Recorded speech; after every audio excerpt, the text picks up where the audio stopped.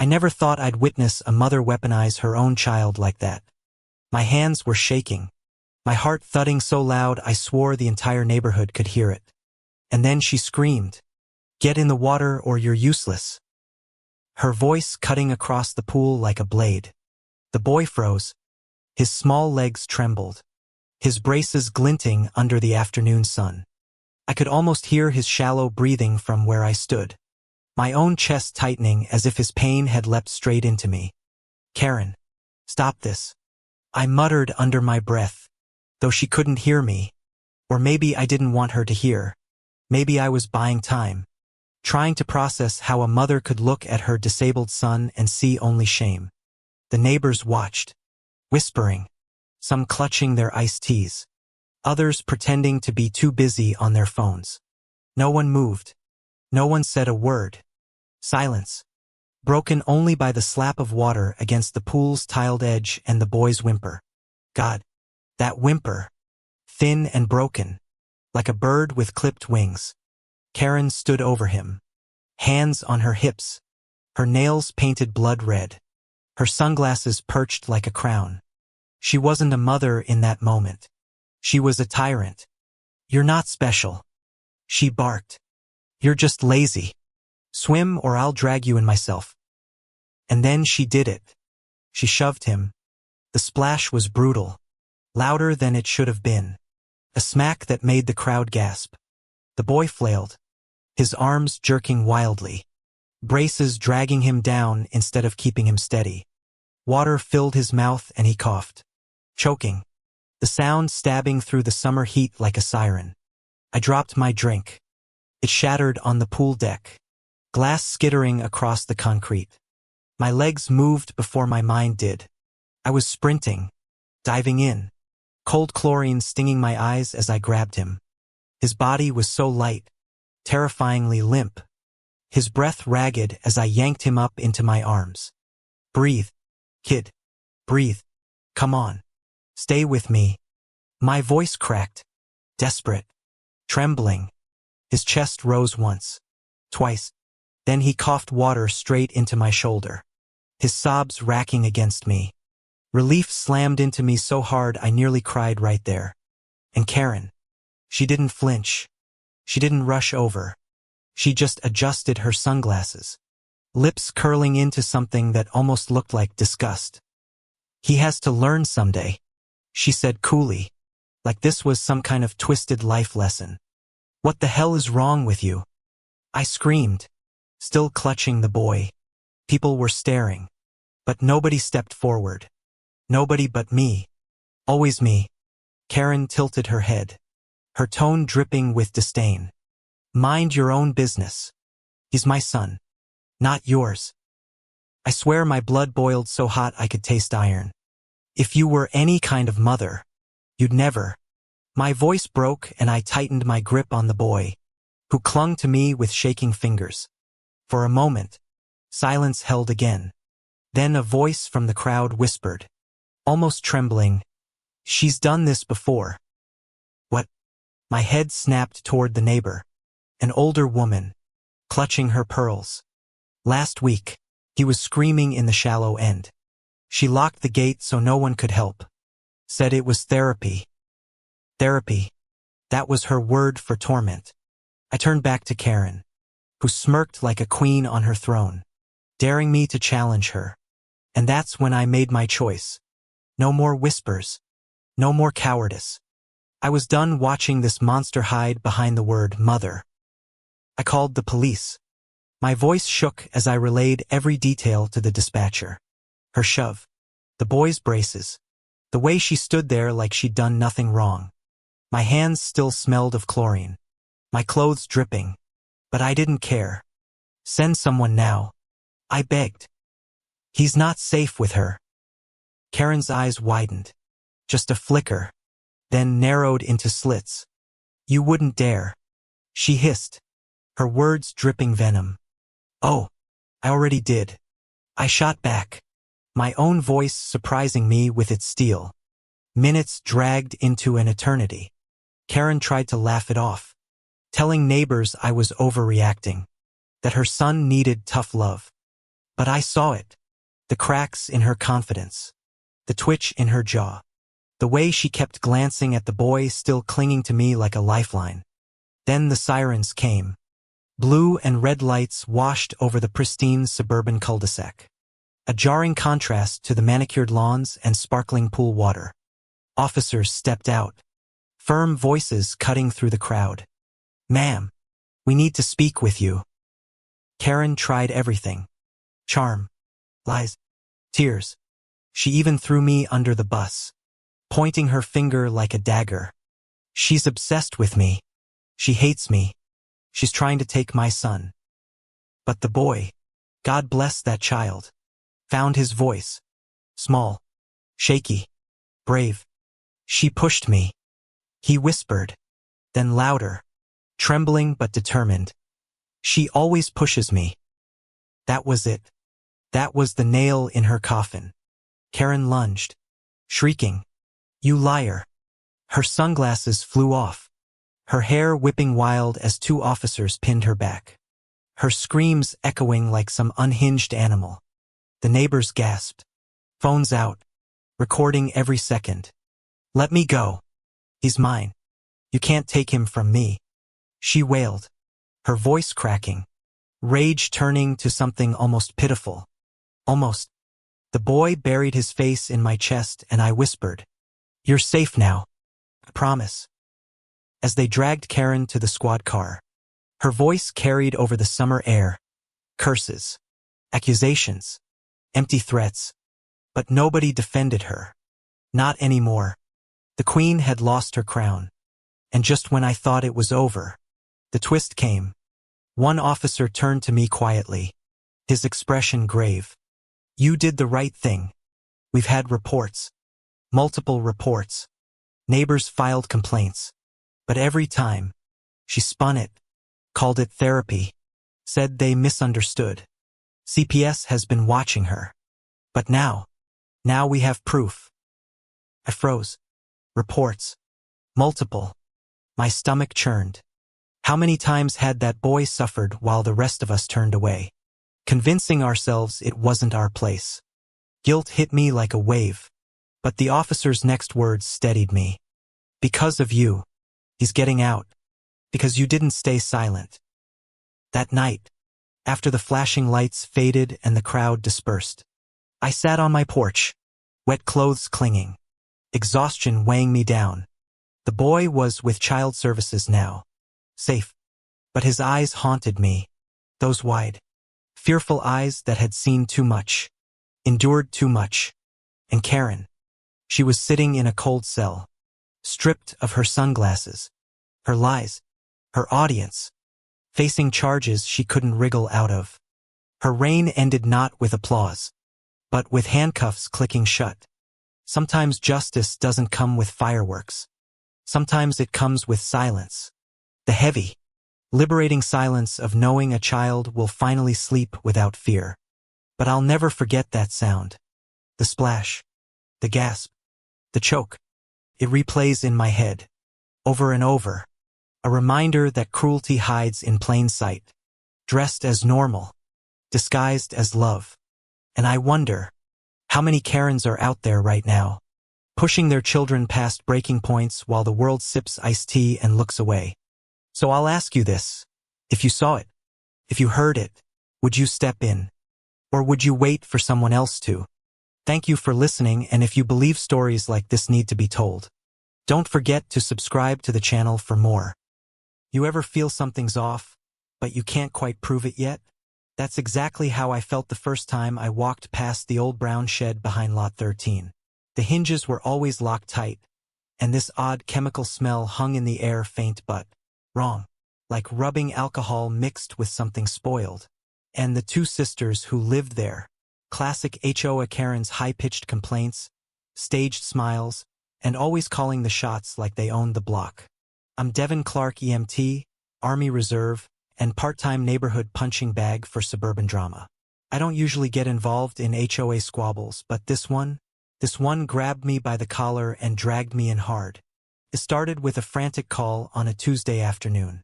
Child seizing, possible overdose, Address is 131 Maple Crescent. Dispatch crackled in my earpiece. My partner Jordan and I bolted from the unit in under 60 seconds. Maple Crescent? That was Karen Central. Specifically, the home of the Harper sisters Lydia and Ruth. Both bleached blonde, perpetually pearl necklaced, and both with a tendency to think the HOA rules didn't apply to them. We screeched up to the curb. A teenage girl lay twitching on the front lawn, her mother sobbing over her, pupils blown wide. Her lips were turning blue. I didn't hesitate. Narcan boom, then airway support. Jordan stabilized her vitals as I asked, "What did she take?" "She said it was for weight loss," the mother cried. "From Ruth. They sell it cheap down the street." My head snapped toward the Harper's house. Wait, what? That's when Ruth stepped outside, face pale but tight-lipped. Lydia followed. Arms crossed like this was just a minor inconvenience in her afternoon book club. I stood and looked her dead in the eye. "You gave a teenager unprescribed drugs?" Ruth didn't flinch. "It's just supplements. Natural stuff. You people overreact to everything." "You people?" I muttered. My jaw clenched. "Where do you keep these supplements?" Ruth glanced sideways just a flicker toward the shed behind the house. "Bingo." I called it in immediately. "We've got probable distribution of unregulated medications. Requesting law enforcement and a medical inspection team." But before backup could even arrive, Lydia was already stomping toward me. "Excuse me? You're overstepping. This is a private residence. You have no right to harass us. You're endangering children. Prove it." Oh, if only she knew who she was talking to. I'd spent 2 years in Kabul tracking illegal narcotics smuggled in rice sacks. I knew the signs. I knew the smell. I knew how these games were played. Hide it in plain sight, claim innocence until someone dies. And someone nearly did. By the time local PD rolled in, the Harper sisters had gone from smug to shrill. Lydia pulled the "my husband's" on the HOA board card. Ruth even tried faking a fainting spell when officers began searching the perimeter. Classic Karen theater. But the moment Officer Ramirez unsnapped the padlock on the shed, the air changed. I'll never forget the sound of that rusty door creaking open or the stink that hit us like a slap. Burnt chemicals, mildew, and something sharp like crushed pills and acetone. And then, crates. Stacked high. No labels. No prescriptions. Just plastic bags and unlabeled bottles with handwritten names like Slimex, Hypercure, Moodflow, and even God help me Kid Shield. I nearly threw up. Jordan muttered, "Jesus, Dev, they were selling this?" "Not just selling," I replied, voice tight. "They were distributing. This is a counterfeit med lab." As we backed away to let the hazmat crew take over, Ruth screamed from her porch, "Those are just vitamins. You're violating our privacy." But the real kicker? One of the bottles, a poorly printed knockoff of an actual ADHD medication, was traced back to a counterfeit batch that had already been recalled across 3 states. These women weren't just scammers. They were criminals playing pharmaceutical roulette. An officer started reading Lydia her rights. That's when she snapped. "We were doing a service. Do you know how expensive healthcare is? We're helping people. You're poisoning them." I snapped back. "And nearly killed a kid. And still.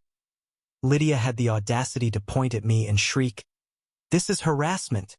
I'll sue you. I'll sue the HOA. I'll sue your department."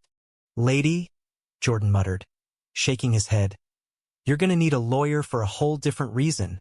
Here's the twist they never saw coming. That teenage girl they nearly killed? Her father is a federal inspector with the FDA.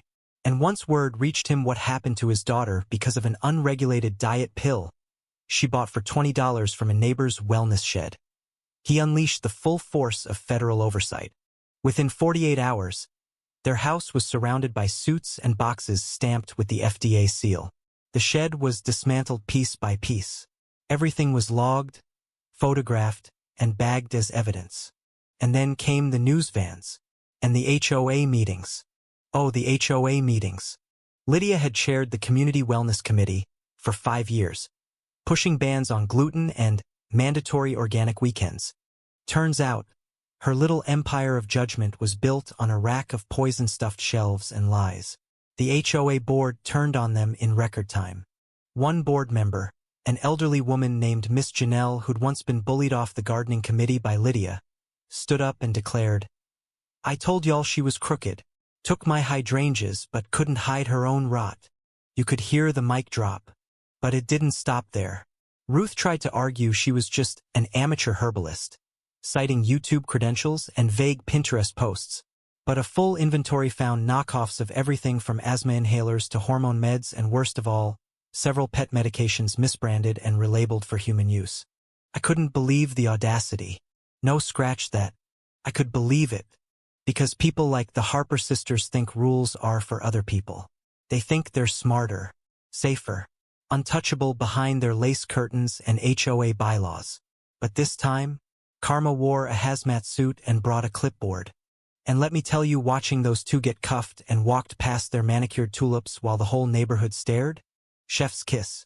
But what made my blood really run cold? One of the crates contained vials labeled Child Calm Elixir. It wasn't a supplement.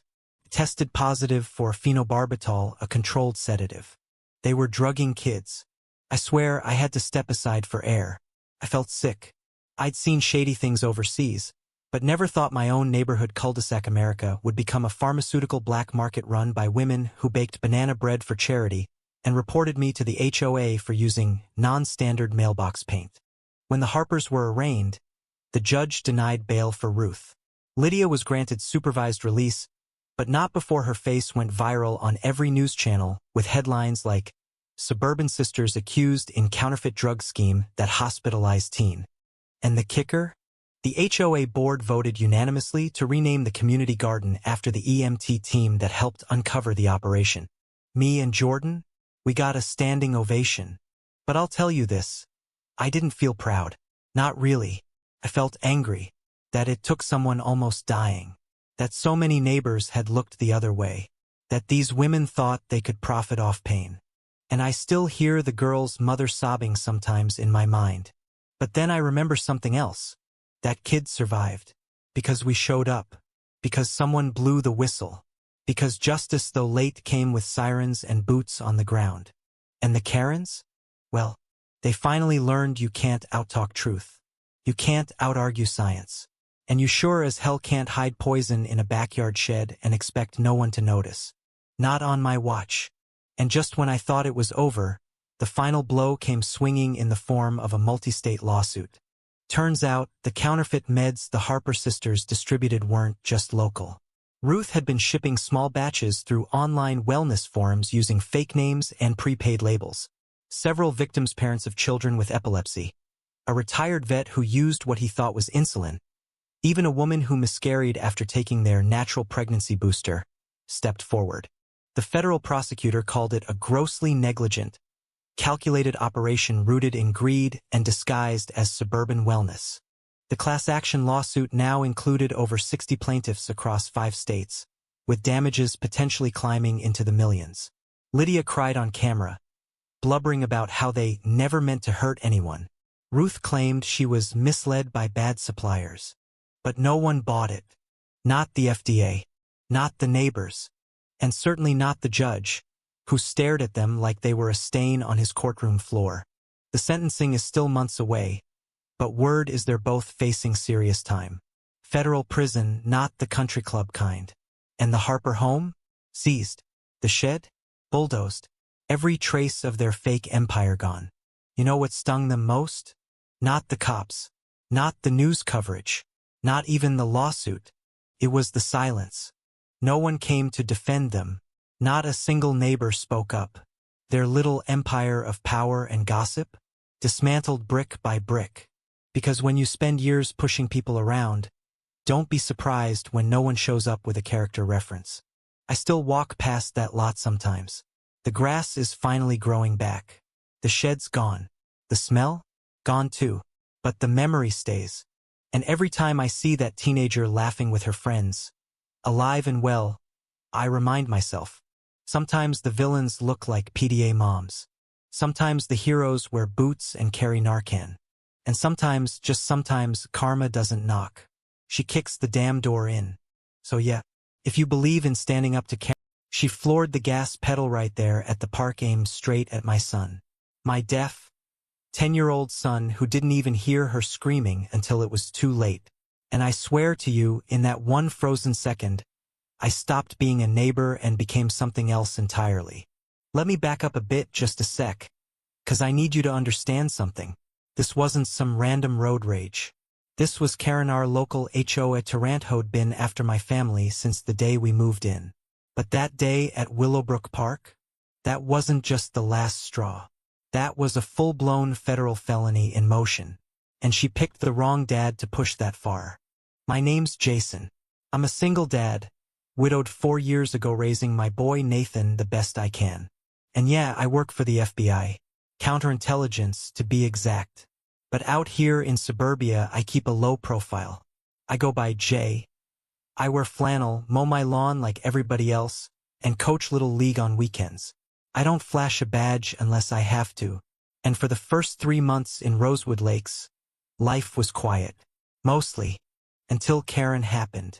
She was everything you'd imagine. Bleach blonde bun, yoga pants, clipboard permanently attached to her hip. Her dog's name was Bentley, and her favorite activity was writing people up for crimes against grass height. She caught wind of my boy playing in the front yard with his unsightly therapy dog, who also happens to be trained to alert him when people approach from behind, and boom. That's when the violations started raining down. Unauthorized signage. It was sidewalk chalk. Noise complaints. Nathan's laughter.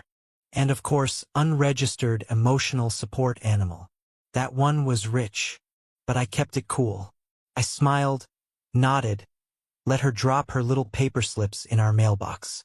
I figured she was just bored and bitter. You know the type. But then she started showing up where she wasn't invited. Following us to the park. Filming Nathan's therapy sessions. Whispering to other parents that I was dangerous. That he was disturbed. That we were some kind of threat to the neighborhood. I should have shut it down right then and there. But I didn't. I gave her the benefit of the doubt. I let Grace win. Until the day she tried to kill my kid. It was a Saturday. Sunny. Kids were everywhere. Nathan had his headphones on, noise-canceling ones, to help him focus, and was chasing bubbles near the splash pad. His service dog, Hero, was 5 feet behind him. And I was sitting on the bench, sipping coffee, letting my guard down for maybe 30 seconds. That's when I saw her SUV roll up. Not park. Not idle. Roll.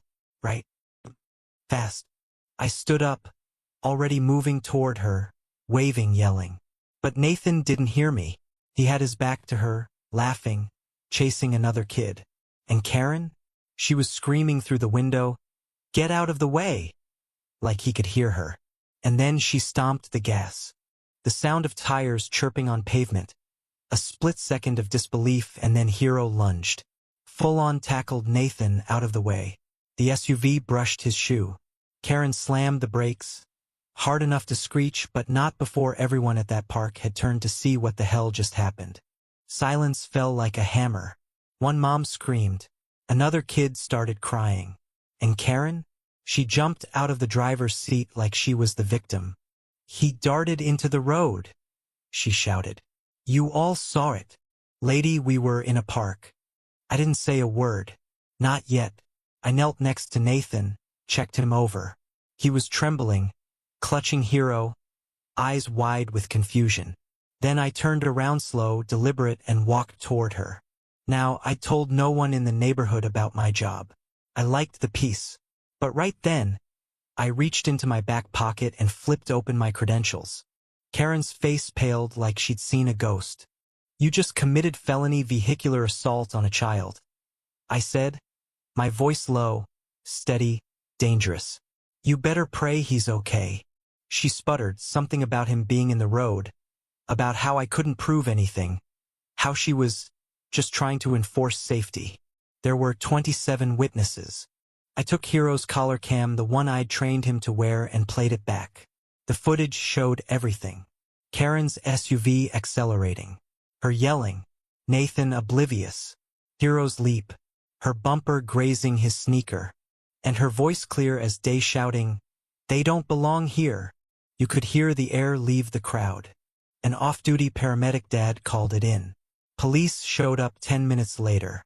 Karen tried to spin her usual story, how she was just doing her HOA duty, how she'd feared for the safety of the other children. But when they asked for her dashcam, she said she didn't have one, which was a lie. "I know because I disabled it before the officers arrived." "Yeah, I said it. Because here's the twist. Karen's HOA, it was fake. I suspected for weeks. I traced the EIN on their dues letters to a shell company registered in Delaware. And guess whose name was on the LLC? Patricia Karen Hargrove. She'd been collecting fake HOA dues, faking citations, and pocketing the money. Over $70,000 stolen. And every violation she handed out was a way to harass families who didn't bend to her will. Mine was just the newest name on her list. But she didn't know I'd been quietly gathering evidence.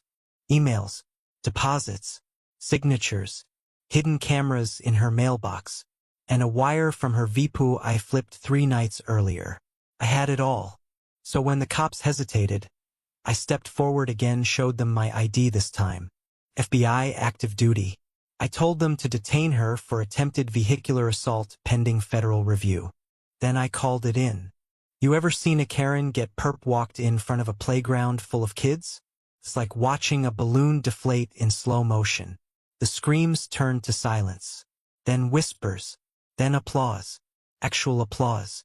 As they cuffed her, she shrieked, "You can't do this. This is MY neighborhood." And I leaned in close and whispered, "Not anymore." She was taken into federal custody that afternoon. Later that week, the charges stacked. Wire fraud, mail fraud, child endangerment, impersonating a government body, misuse of public funds. That fake HOA dissolved overnight. Every family reimbursed. A class action is pending. And the neighborhood is quieter now. Happier. Nathan's still shaken. I won't lie, but Hero sleeps curled next to him every night, and we talk about bravery, how sometimes the bravest thing is just getting back up. And me? I'm still coaching Little League. Still sipping coffee on that bench. Still Jay. But when people wave now, there's something different in their eyes. Not fear. Not suspicion. Respect. Sometimes justice doesn't knock. Sometimes it rides in on screeching tires and then walks calmly in with a badge. What would you have done in my shoes? Drop your thoughts below, because this kind of story needs to be heard. If it lit a fire in you the way it did in me, like, comment, and hit subscribe. Let's make sure the next Karen thinks twice. The moment it happened, you could almost hear the air split with disbelief. A woman, loud, overperfumed, clutching her handbag like a weapon, lunged toward a graduate in line and tried yanking the cap and gown right off him. In front of everyone. The crowd gasped. Cameras clicked. Someone screamed, "Is she serious right now?" It wasn't just any woman. It was her, Karen, the self-anointed queen of the Neighborhood Homeowners Association. A woman whose voice was sharper than the cicadas buzzing in the summer heat.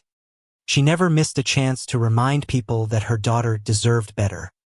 And today, on the most important day for dozens of young adults finally walking into their futures, Karen decided the stage belonged to her kid, even if it meant ripping dignity from someone else. The graduate she targeted, Ethan, stood frozen for a second. His cap tilted. The blue tassel brushed against his cheek as Karen tugged. He clenched his fists but didn't swing. The sound of fabric straining echoed under the gymnasium rafters. His friends shouted, "Hey, let go." Security started running. "Oh, you don't understand." Karen shrieked, her voice slicing through the chatter. "My daughter didn't get her gown in time. We paid homeowners association fees. We deserve this."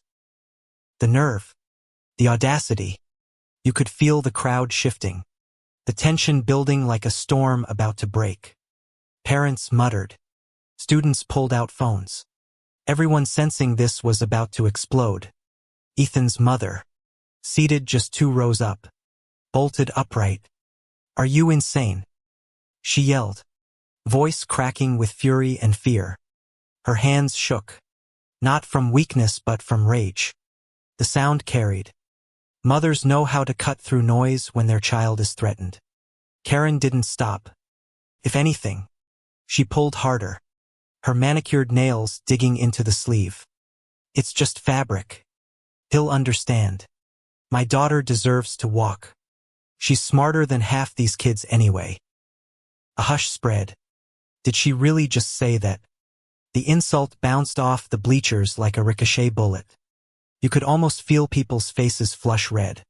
Jaws clench. Hearts pound. Security reached her. 2 guards in black polos grabbed her arms, peeling her away from Ethan like ungluing something sticky and stubborn.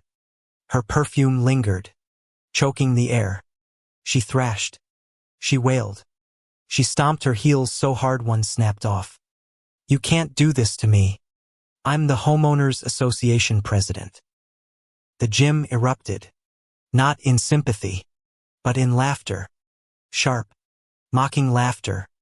Someone shouted, "Not today, Karen." Another, "Take her out." Phones caught every second. The guards didn't hesitate. They dragged her toward the exit as she kicked, her voice breaking into a screech.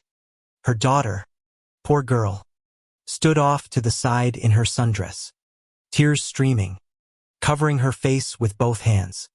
You wanted to feel bad for her, but the shadow of Karen's chaos swallowed everything. And then, the twist that made the crowd gasp even louder. Ethan wasn't just any graduate. He was the valedictorian. His speech was scheduled to open the ceremony. If Karen had succeeded, she wouldn't just have humiliated a young man. She would have wrecked the centerpiece moment of the entire graduating class. When Ethan finally stepped to the podium, his gown straightened again, his cap firmly in place. The crowd roared their support. He cleared his throat, his voice still shaky. "Well, that wasn't in the program," he said, earning a wave of laughter. Then, steadying himself, he added, "But I guess some people need to be reminded. You can't steal someone else's hard work. You can't snatch years of study, nights of sacrifice, or the pride of a family who supported you." His words cut deeper than any punishment. Karen's voice echoed faintly outside the doors, muffled by distance but still shrill. "This is discrimination. I'll sue all of you. Homeowners Association lawyers will hear about this." Nobody cared. Nobody followed. Nobody missed her. But it didn't end there. The footage spread online before the graduates even tossed their caps. Parents uploaded Shaki videos. Students live-streamed her meltdown. Within hours, Karen was viral. Her screeching face, her twisted grip on Ethan's sleeve, her wailing about HOA fees replayed in TikToks and memes. By nightfall, she wasn't just a local embarrassment. She was internet famous. For all the wrong reasons. At the next Homeowners Association meeting, her so-called allies avoided her eyes. One muttered, "Karen, you embarrassed the entire board." Another whispered, "Do you realize parents are calling for your resignation?" She banged her gavel so hard it cracked the table, insisting she had acted for fairness. But fairness doesn't look like theft in front of hundreds of witnesses. Fairness doesn't end with security dragging you away while your daughter sobs. The bitter aftertaste of her stunt spread like wildfire. Sponsors pulled out of Homeowners Association events. Neighbors stopped waving. Kids on bicycles shouted "Cap Snatcher." When she stepped outside, her daughter withdrew from school activities. Mortified, the family mailbox overflowed not with congratulations, but anonymous notes. "Shame on you. We saw the video. Resign." And perhaps the cruelest twist. Ethan's family pressed charges. Attempted theft. Public disturbance. Assault by unwanted contact. She expected the Homeowners Association to cover her legal fees. After all, hadn't she screamed that her position gave her protection? But the board turned its back. One by one, members resigned rather than tie their names to her downfall. On the day of her hearing, Karen arrived without her heels, without her confidence, without her supporters. The courtroom smelled faintly of dust and consequence. She tried once more to shout, to protest, to spin herself as the victim. But the judge silenced her with a single phrase, "Ma'am, sit down." The gavel dropped. Fines. Community service. Probation. No sympathy. Ethan, meanwhile, flourished. His graduation speech became a rallying cry shared online. You can't steal dignity. Colleges called. Scholarships appeared. Reporters interviewed him about resilience. While Karen spiraled into infamy, Ethan soared. And maybe that's the most bitter irony of all. In trying to snatch his gown, Karen only spotlighted his strength and her own disgrace. She wanted her daughter to shine, but instead, she cast a shadow so dark no one could see anything but shame. Sometimes karma doesn't whisper. Sometimes it kicks down the door with security guards and drags you screaming into the parking lot while the whole town records. And for Karen, that was her graduation day. Not in triumph, in ruin. So tell me, if dignity can't be stolen, why do people like Karen keep trying? Thanks for reading, and if you enjoyed this story of karma, justice, and one unforgettable lawsuit, don't forget to subscribe to my YouTube channel for more.